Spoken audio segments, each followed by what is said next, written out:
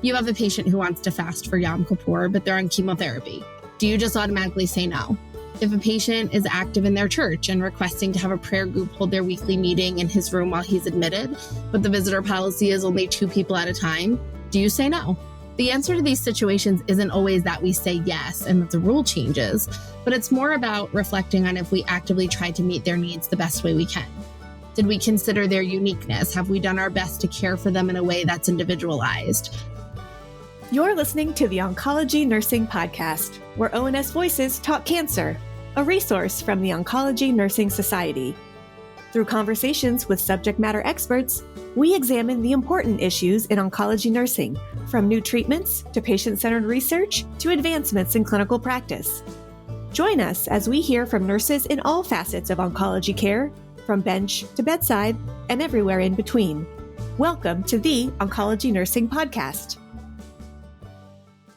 Hello, and welcome to the Oncology Nursing Podcast. I'm your host, Jaime Weimer, Oncology Clinical Specialist at ONS. And today we're talking with Erica Fischer-Cartlidge, Chief Clinical Officer at ONS, about cultural considerations that can arise in cancer care and how nurses can deliver culturally competent care.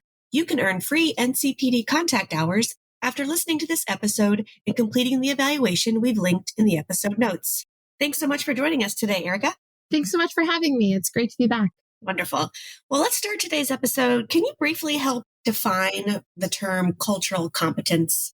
Sure. There are so many definitions of cultural competence out there, and they've evolved a bit over the last 4 or 5 decades. While each one's a little bit different, they all really center around the same thing, which is effectively providing care in cross-cultural situations where there are diverse values, beliefs, and behaviors. I always think most specifically, it's about being able to deliver care while respecting and valuing the differences that people bring with them to the table. So another term that I think nurses have maybe also heard is cultural humility. Can you help explain exactly how that might be different from cultural competence or how those two concepts relate? That's actually a newer term in the last few years. Sometimes you'll also hear it referred to as cultural sensitivity. The concept is really that it's a little bit more dynamic and ongoing than cultural competence has been seen to be in the past. It really emphasizes this idea that you have to have self-reflection and awareness of your own biases also. Yeah, I've really enjoyed as that concept has come to light and become kind of part of that conversation as well. It really has helped explain that becoming competent, performing care in a competent way isn't necessarily a destination that you arrive at. And I think cultural humility in that practice helps kind of bridge those two endpoints together. And so kind of along those same lines, how has the conversation around achieving or performing culturally competent care, how has that changed over time? I really love your kind of parallel to it not being a destination and it being a journey. I think that was really the intention of some of the language changing. So there's some inherent flaws that people have identified in the terminology cultural competence over recent years. One of them is that it implies there's a body of knowledge that you can learn about a group of people, and that alone can lead to stereotyping or bias. The idea of competence also implies an endpoint, as you mentioned, right? Like a final destination. And after obtaining that body of knowledge, you obtain competence. And so while it wasn't likely the intention when the idea of cultural competence was introduced, it is one of the major impetuses for introducing the idea of cultural humility or sensitivity, which, like I mentioned, is more fluid. It recognizes people are complex, and with every sameness, there are also differences. The conversation has kind of recentered around recognizing that as clinicians, we can never be fully competent because people are always evolving and changing based on new experiences in their life, and that we should always be questioning and asking and seeking to learn, not just kind of going to obtain a set information of knowledge and then applying it to all the people that we meet. As I've read more about this topic, I try to reflect back on what I can remember from my undergraduate preparation as a nurse. And that's what it was. It was learning about these little snippets and facts. And again, with good intention, but ended up sort of stereotyping certain, whether it's ethnicities or cultures, trying to kind of tuck those little bits and pieces of factoids kind of away might work, might be relevant for the population you're caring for, but might not. And so I like how this transition has moved from that inquisitive, humble approach to just asking patients what they need or what they want or what's important to them. So as we've gone through the course of cultural competence, cultural humility, and thinking how we can care for different populations. Have there been any populations that have traditionally not been included in that conversation that are becoming more apparent now? Definitely. Historically, we really only thought of ethnic and racial differences when we talked about cultural competence. More recently, that concept has really expanded quite a bit to include all of these other groups that are marginalized populations who are at risk for either stigmatization or who have differences in their healthcare needs that could lead to a disparity if not addressed. And so two of the big ones that I think have really come more into the forefront of the conversation are the LGBTQAI plus community and also those who have disabilities. I think those are great examples of populations that, as you mentioned, historically have not maybe been at the top of the conversation, but deservedly are getting the attention they've long deserved as we continue to evolve and improve the way that we consider a patient's culture and what makes them unique and what brings value to the life that they live. Are there any specific ways that nurses can deliver culturally competent care? I think every situation is different, but it always starts with having an open dialogue with your patients. It's important to not make assumptions about their life or their behaviors. No one is ever expected to know everything, but taking the time to ask is really the first step. I think then the next thing is really to read about different groups so you're more aware of differences and know what types of questions to ask. This is especially important if you don't live or work in an area where you're routinely exposed to a variety of diversity. And the goal there is to educate yourself on differences, not because all individuals in the group behave or think the same, but so you know what differences do exist out there from the world beyond ourselves. Those are great points. It also, I think, brings to light just the importance of doing some of that background research. And that can be, I would say, as focused as an individual's electronic health record, right? We capture some of that information in the EHR. Sometimes that information is not accurate. So I think it's important, as you start to learn who your patient is and what information you have to sort of kind of get yourself grounded, that information that is collected as part of their demographics or their registration, looking at that, validating with the patient, is this true? And then from there, asking those questions about, well, this is what it says, but what does that mean to you?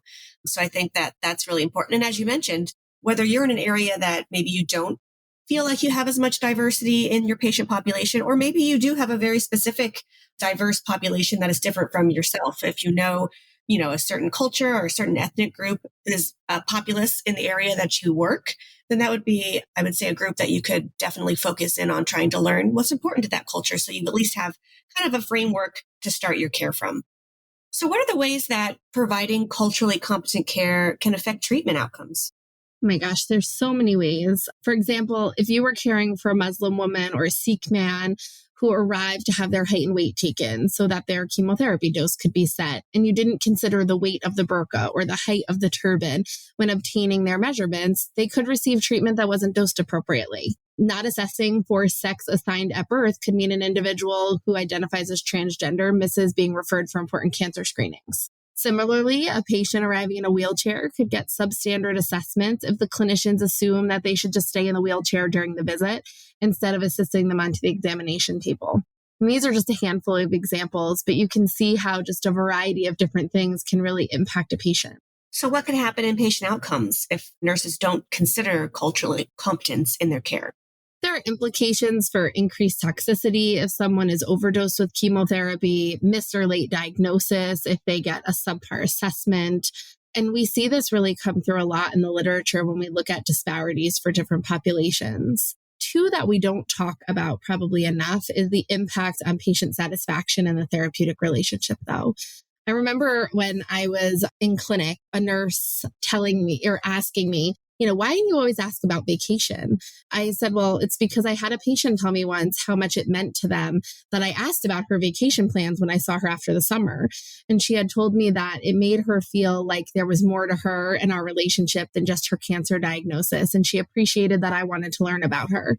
If that's how you can make a patient feel asking about a vacation, can you imagine the difference it makes when we tailor the care we receive to match any values, beliefs, cultural things that are important to them? It really sets apart that person beyond their diagnosis when you're caring for them. Those are some really great examples. And I think it just guides the nurse to say, it's okay if you don't know what's important, but it's simply just asking to learn more and to know more.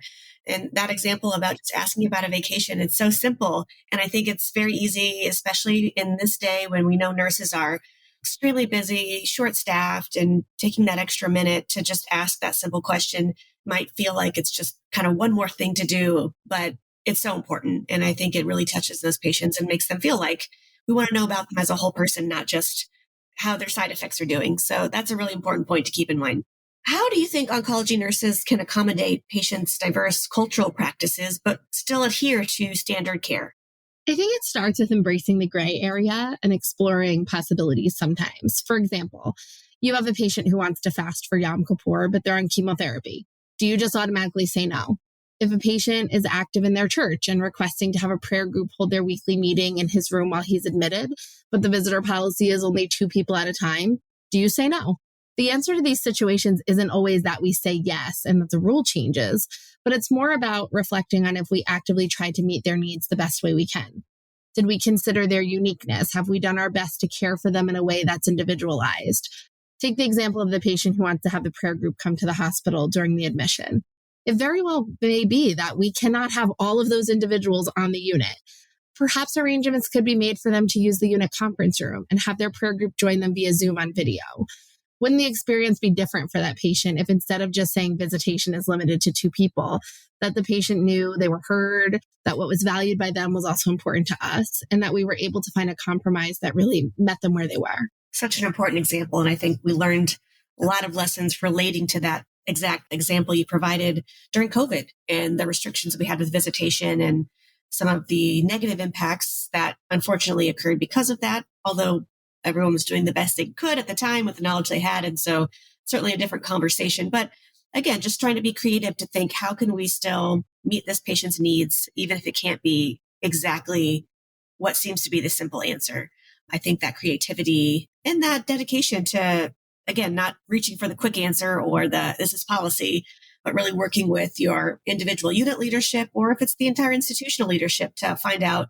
And I think that can also sometimes provide a great impetus to say, well, why is the rule this way? And sometimes I think we can uncover that, well, maybe there was no good reason why this is the rule. And so it can also be a catalyst for maybe some change if we find that different policies or rules need to be in place to be more culturally inclusive. So I think there's some great examples. So can you talk a little bit about some of the things ONS is actively doing to help oncology nurses deliver culturally competent care? Both journals, Clinical Journal of Oncology Nursing and Oncology Nursing Forum, have robust selection of articles that nurses can use to stay abreast on issues concerning various populations. We're also working to review and enhance content in our courses to make sure they're reflective of various groups that we encounter in our practices. And we've begun to synthesize and catalog literature on the impact that various health disparities have on different populations also. One of the newest things that we kick off in 2023 that I'm super excited about is a series in Voice that takes real-life clinical situations that nurses are faced with and provides guidance for how to provide culturally competent care without compromising quality and safety. For example, this month, the first article deals with patients who have a desire to complete a religious fast during cancer treatment. And the timing is perfect with a number of holidays coming up in the next few months that can involve fasting for some people. We have some great topics lined up for the year, and they were generated from actual situations that nurses encountered in practice. And we hope to hear more examples from all of you that can inform future articles. That sounds like a great series. I think, especially when it comes to topics like this, which are based in communication, essentially. I think those are hard to, kind of learn and hardwire, except when you put them in the context of like case studies and examples where you kind of just work through what that scenario would be like if you were living through it or experiencing it in your care. And it helps to teach those lessons of kind of how to approach certain situations. And then you can kind of extrapolate what you learn from one situation to another, just to have that toolbox of communication tips and tricks of just making sure you're saying things with sensitivity and asking the right questions. So I'm looking forward to that article series. I think it'll be really valuable. We've had a great conversation today just about some of the important points of cultural competence and how nurses need to keep that in the forefront of their minds. So as we wrap things up today, I'd just like to ask a few of our quickfire questions. The first one is, what are some common misconceptions about cultural competence in cancer care? One of them is that there are just too many cultures and different groups to learn everything you need to know about all of them. But cultural competence doesn't mean learning as many things as you can about a culture. It's about recognizing the need to not make assumptions or put labels on a group of people and really just focus on asking and understanding information from the person themselves within the context that you're caring for them. What's something about this topic that's not often discussed, but you wish more people knew about?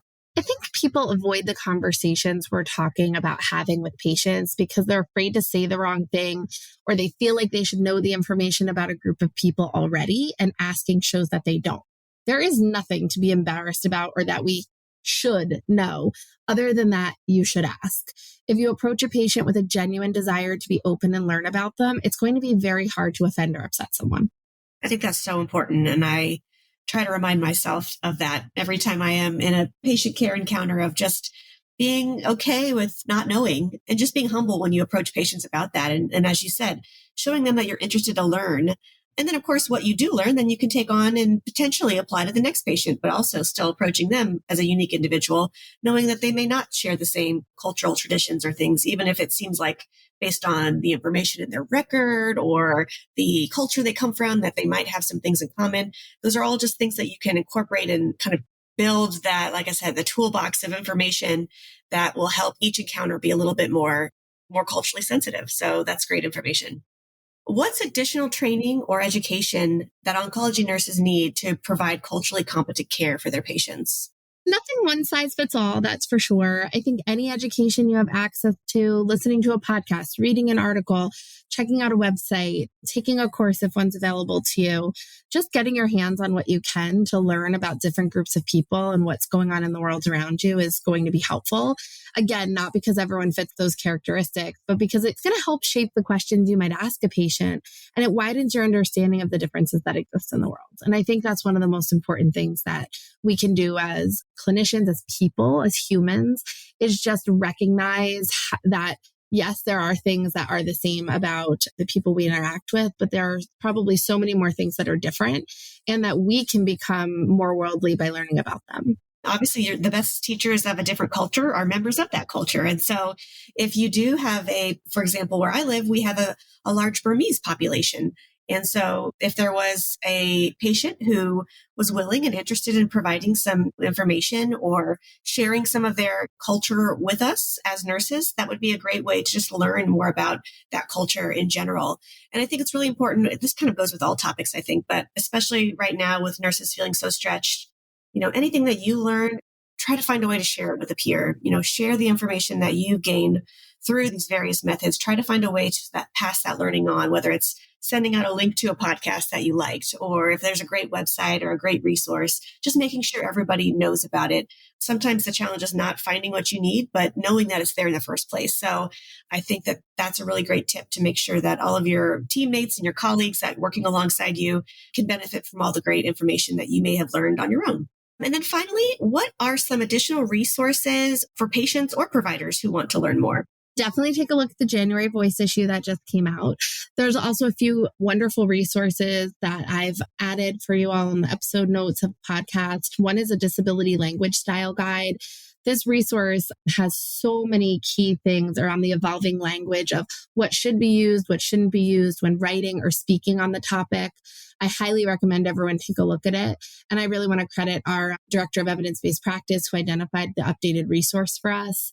It addresses a wide range of terms, including those related to addiction, physical and mental health disorders, autism spectrum disorders, and more. There are also another 2 articles that I think are a worthwhile read. One is around cultural humility, specific to nurses, and another is around nursing bias and the impact that has on disparities related to patients' characteristics. So I think they're great places to start if you're interested in learning more on this. And again, just want to really recognize 2 of our team members who have done an amazing job finding these resources for us and making sure that we have current tip of our finger evidence. And that's our oncology clinical specialist, Chelsea Backler, and our research specialist, Carrie Moriarty. They've been working on a repository of resources that I mentioned earlier. And these are just some great gems that have come out of that work. Well, those are some great resources. And I think that's a challenge for all nurses in their own home environments of how do they create their own repositories. So if there's information that they need, again, to save for themselves or share with their colleagues, thinking through how they can best house that information, since so many things are cloud-based or institutions will have their own file storage system, but just thinking through, how can they create a way to share those resources that might need to be referenced over time. So we are certainly lucky to have those great team members on our team here at ONS as well. Well, thank you again, Erica, for joining us today. It's been a great conversation. Do you have any final comments to share with our listeners? As nurses, I truly believe we all want to inherently provide the best care for someone that we can. We want the cleanest IV stick so it isn't painful and it lasts the duration of treatment. We cringe a little bit when tape or dressing is hard to get off a patient's skin because we don't want to cause them discomfort. Cultural sensitivity is no different. It's about providing care in a way that recognizes we're there to maximize the comfort and experience that a patient has during a time when they're vulnerable and in our care. And when we start to think of this type of care the same way we do the physical care that we provide, then I think we've truly been able to embrace what it is to have cultural humility. Thank you so much for your wonderful comments today. It's been really great talking with you, Erica. Thanks so much, Jamie. Thank you for listening to the Oncology Nursing Podcast. Tell us about your favorite part in this episode by leaving a review wherever you download your podcast. For more resources and information about oncology nursing, visit us at ons.org or voice.ons.org. The ideas and opinions shared in this episode represent those of the guest and not necessarily ONS.